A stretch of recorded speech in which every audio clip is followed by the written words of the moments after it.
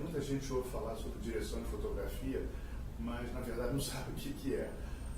Uns pensam que é o cara que faz fotografia durante as filmagens, mas na verdade o diretor de fotografia é corresponsável do processo criativo de um filme. Para você poder fazer um filme, você necessita de alguém que crie o visual do filme. Então aí você tem um diretor de arte que estuda uma paleta de cores, discute com o figurinista, discute com o próprio cenógrafo. Então todo esse conjunto, na verdade, tem que trocar figurinha com o diretor de fotografia. Por quê? O diretor de fotografia é quem cria a embalagem do filme. Ele faz o clima visual, ele faz a escritura dramática daquilo que o diretor quer fazer. O diretor, às vezes, ele tem ideia da história, ele sabe onde é que se passa, mas ele não pensou o filme visualmente. Então, você precisa de alguém que faça isso. O diretor de fotografia faz exatamente isso. Ele usa filtros, ele usa negativo, câmeras, tipos de enquadramento, tipo de equipamentos que dão movimento à câmera, uma grua, um stead. É um diretor técnico-artístico do filme, preto e branco. Então, na verdade, o diretor de fotografia, ele escolhe o clima visual do filme. Não que ele escolha sozinho, mas ele apresenta uma proposta para o diretor, e aí o diretor embarca ou não, e a partir daí ele rediscute esse clima visual com o diretor de arte. Por quê? A gente vai estabelecer uma paleta de cores. Se você prestar atenção num filme clássico, assim, O Poderoso Chefão, você repara que tem tudo em tons de marrons e bege, os móveis são construídos, os ambientes pintados pensando nisso, para dar um clima retrô, um clima antigo, apesar da história ser narrada hoje com um discurso moderno, né? E você repara que não existe outra cor no filme. Isso tudo é pensado, essa paleta de cores é pensado com o diretor de fotografia, o diretor de fotografia com o diretor de arte. Reúne os três e aí ele vai atuar mais efetivamente no momento que estiver fazendo a iluminação da cena e compondo os quadros. Porque aí o diretor faz uma decupagem e o fotógrafo vai aconselhando, vai orientando. Por quê? Nós, como diretor de fotografia, já fizemos várias vezes cenas que se repetem. Um beijo, uma briga, uma perseguição. Então isso tem uma gramática que a gente já domina por fazer. Normalmente o diretor vai fazer um filme de 5 em 5 anos, de 3 em 3 anos, quando que a gente está filmando todo dia, e não importa o que. Você está filmando um comercial, um clipe, uma longa-metragem, um seriado.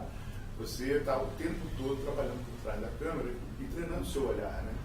Então você pode contribuir muito para a qualidade do discurso do diretor. Essa é a função do diretor de fotografia.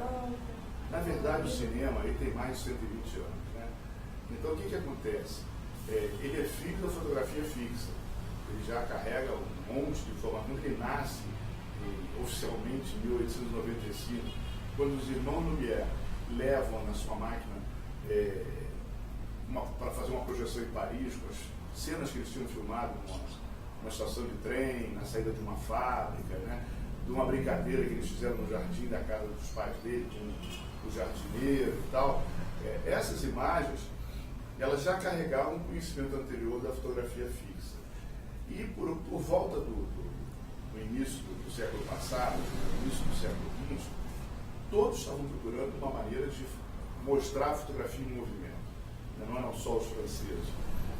E o que acontece? Quando os franceses põem isso na praça, uma máquina que filmava e projetava a imagem em movimento, foi um verdadeiro boom, né? Nem eles imaginavam que fosse tão revolucionário. Acabou sendo a invenção do século XX, que é algo que representa o século XX realmente é o cinema. Então a fotografia, ela evoluiu assim, a passos largos, logo no seu início, porque ele tinha um negativo muito pouco sensível, tinha uma lente só, você só podia filmar em plano geral, não tinha som. Então você era obrigado a ter uma estética no plano geral, saber que quando você fazia uma cena, eu falando com você, tinha que botar cartela, senão ninguém entendia o que eu estava falando, né? E muito pouca sensibilidade negativa. O que quer dizer isso? O filme muito contrastado, e era obrigado a fazer a pasta branca na cara das pessoas, as mulheres fazerem aquela boquinha de coração, os homens com sobrancelhas grossas, porque o filme tinha pouca sensibilidade, se filmava à luz do dia, se controlava a luz do dia com cortinas, né? Cortinas mais finas, mais esvoaçantes, para conseguir contrastes mais suaves, e a Revolução Industrial possibilita o cinema dar um salto de inventar novas óticas, vão poder fazer os planos, né? Lente que filmava o close-up, que filmava o homem pela metade, como os americanos inventaram, que filmava do pé até a cabeça, como os franceses inventaram a lente. Então vem o close-up, o plano geral, o plano médio, evolui a linguagem, e os outros conhecimentos e as outras invenções desse século paralelas ajudaram. O cinema ganha eletricidade, ganha luz. A química pega o negativo que era de 5 asas, não dava para imprimir quase nada, e pula para 30 asas. Depois vai para 64 asas, o ISO, né, a sensibilidade. Então já podia se filmar em lugares sem luz, com pouca luz, já podia se filmar na rua, né, à noite. Então a fotografia é obrigada a evoluir, correr atrás dessa estética. A fotografia é a caneta do filme, né? A máquina é a caneta do cineasta. Então ele passa a usar a fotografia como uma forma de expressão e descobre que o cinema tem uma gramática. Eles mesmos vão descobrindo que tem uma gramática. Então, quando o cinema atinge o seu auge nos anos 40, a cinematografia europeia e americana já davam passos largos com a fotografia. Quando veio o colorido, a mesma coisa, nova revolução estética, nova maneira de narrar as histórias, né? E passa o preto e branco ser o passado. Hoje a gente descobre que o preto e branco está tão em dia quanto o colorido. É tão difícil iluminar em preto e branco como o colorido. Basta ver. Hoje a fotografia está num momento crucial dela de unificação. Hoje está acontecendo esse ano agora uma revolução como foi o aparecimento do sonoro, como foi o aparecimento da cor substituindo o preto e branco. É o verdadeiro cinema digital. E todo mundo fala em digital, mas essas cameretas que estão filmando aí não têm qualidade para ir para uma tela grande. Se você botar essa imagem que você está fazendo minha, 250, 300 vezes que é a tela de um cinema grande, ela não aguenta. O pixel não aguenta, porque o andamento tecnológico que estava, essas câmeras aí até 1 ano, 2 anos atrás, vão ser transformadas por essa câmera que está aparecendo. Essa câmera, que é essa, até por acaso escrevi no artigo, né, que é essa câmera F65 da Sony, é a primeira câmera que vai ser possível você fazer a mesma qualidade do filme na tela grande. O negativo já foi feito para a tela grande. Então sempre superava a quantidade de qualidade de linhas de uma câmera. As câmeras em geral têm aí no máximo 1080 linhas, quase todas elas têm dificuldade quando a tela fica maior. Agora a tela está aumentando, vem se pesquisando mais. Já é uma tela doméstica 55 polegadas, já tem no mercado 100 polegadas para vender. Então isso quer dizer o quê? Que a tela vai aumentar nas casas, as casas é capaz de ter já a sua tela, incluído na construção, e os cinemas vão ter que substituir o filme, a película. Por quê? Porque vai vir a câmera nova, é a tal câmera que eu estou falando agora, que é a F65 de 8K, 8 milímetros. Então você imagina, se você poder produzir um filme a 4K e finalizar tudo em 8K, isso quer dizer que você tem o mesmo brilho, o mesmo contraste, a mesma qualidade das imagens cinematográficas, usando as lentes das câmeras cinematográficas.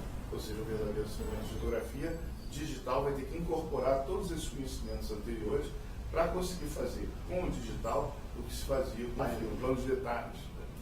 Então, assim, a fotografia tende a estabilizar uma fotografia padrão, que são essas fotografias de serviços, que a gente diz.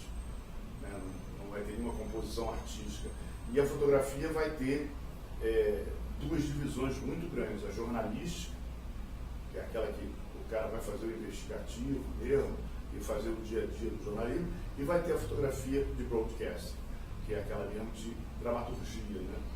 Só que com muitas modificações, você podendo apertar uma tecla, parar, sair ao banheiro, falar no telefone, voltar e continuar dali o filme ou o programa. Você vai poder chegar lá e dizer assim, 5 opções para o final. Aí você quer matar, não gostou daquelas, você muda para ver qual que der, que você vai gostar mais.